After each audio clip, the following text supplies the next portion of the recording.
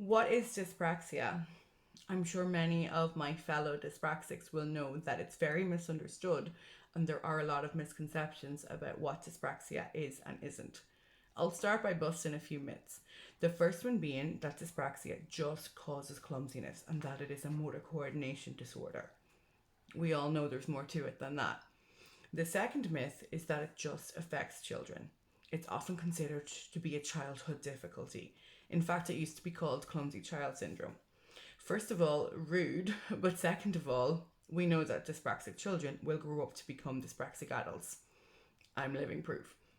The third myth is that it affects boys more than girls. This is an interesting one because it is true that more boys than girls are diagnosed as dyspraxic, but we also know from recent research that it is true as well that there are more women diagnosed than men. So, what does that tell us? It tells us that women are getting diagnosed later in life and that dyspraxic girls are being overlooked. Dyspraxia is probably more evenly spread than that. So, what is it then?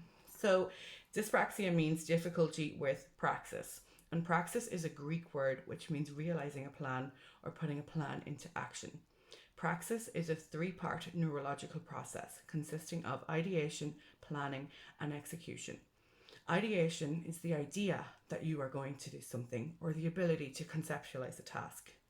Planning, pretty self-explanatory, putting all the steps in place. So in your brain, you might not even do this consciously, and if it's a familiar task, it will not be conscious. You will do this without even thinking about it. So it's putting all the steps in place. And execution is actually finally realizing those and acting on it.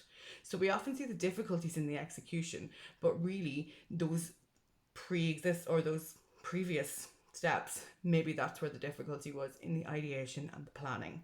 So does it affect motor coordination? Sure, many of us are clumsy. I know I am. But not every single dyspraxic is. In fact, there are dyspraxic athletes out there. For example, Ellis Gengi, the prop for the English rugby team. But many of us are clumsy because coordination requires motor planning, and motor planning is affected by praxis. So you might find that you are clumsy. But over time, your clumsiness might not be such a big deal. I know for me, I'm still clumsy. I think I always will be. I do bump into things quite a bit. My coordination isn't great. I personally still struggle with buckles, so I tend to avoid shoes that have buckles, especially small ones. But for the most part, the physical aspects of dyspraxia are less challenging for me than the mental sides of dyspraxia are.